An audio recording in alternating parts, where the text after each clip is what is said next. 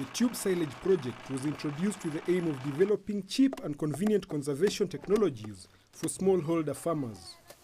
The overall purpose was to alleviate the problem of fluctuating milk supply and to help the farmers achieve a constant income throughout the year. In Kenya, the milk production fluctuates with the seasons. During the wet season, there is a surplus of forage, and during the dry season, there is a low production of milk. This affects the farmers as their income fluctuates and they go into losses.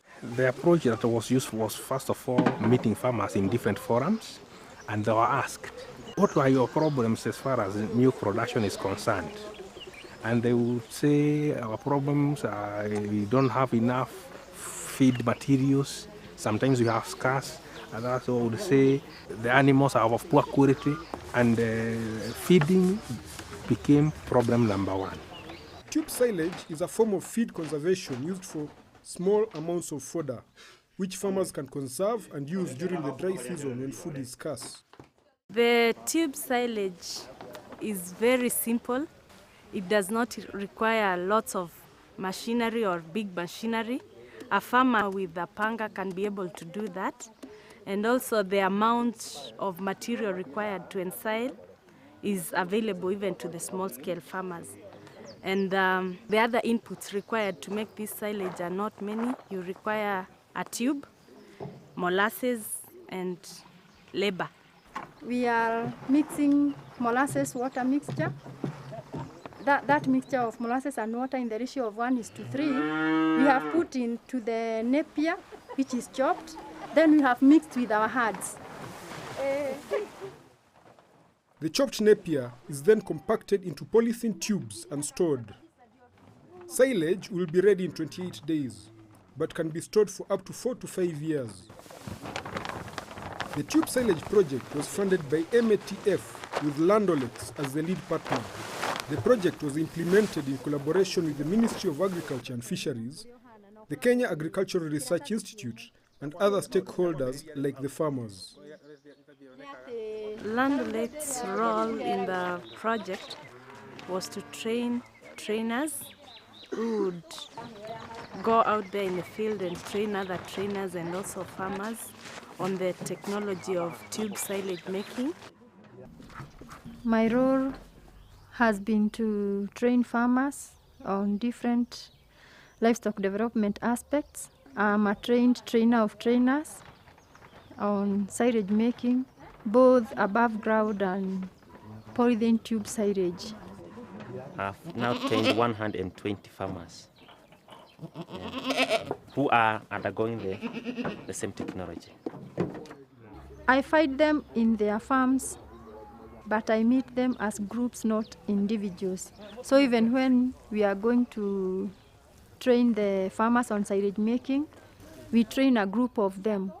So when you train a group of 20 farmers, a few of them will take up the technology and the gospel spreads because there are others who are not in the training and they will learn from those who now go and adopt the technology in their farms. The tube silage is addressing one of the major needs of the dairy farmers, that is availability of feeds during the dry season.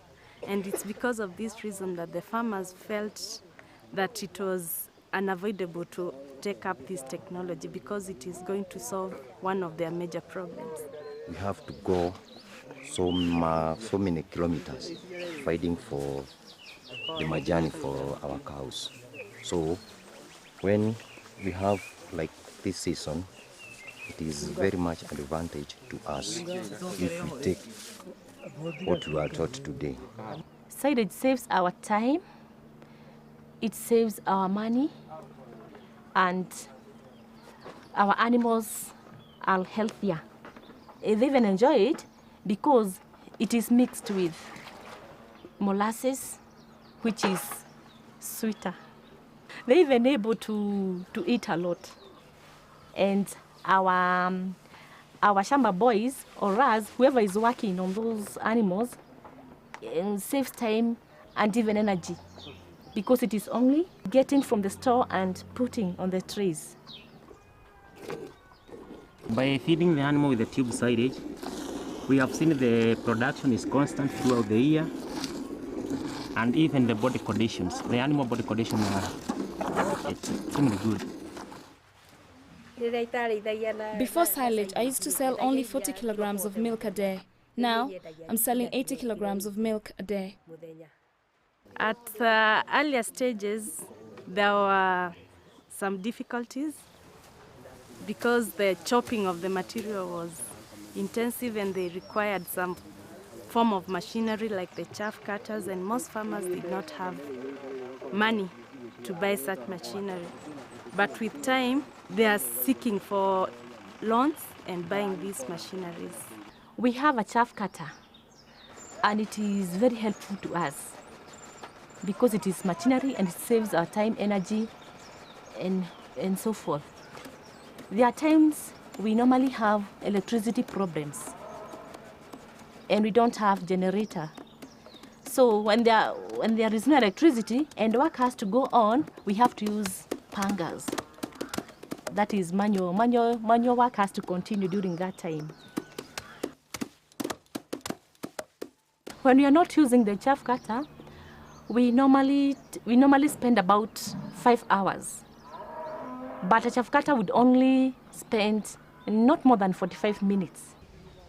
Overall, the tube silage project has been a huge success within the small-scale farming communities. Approximately 300 farmers in Kiambu and Nakuru districts have been reached by the technologies, resulting in a 26.5% adoption rate. During the dry season, farmers were not producing as much milk, and they were spending a lot of money going for commercial feeds and other forms of feeds like hay. But with the uptake of this technology, there is availability of feed in the form of silage during the dry season, and the farmers are making more money during this time. I will not be getting so much congested with so many things, so I'll be having time to go to another place. Whether I get kibarua, I'll go and work. If the rest of the community adopt the technology, I can say it's really saving time. The people are not doing the big labor they were doing as before. So the more they will adapt the technology, the more benefit they will have.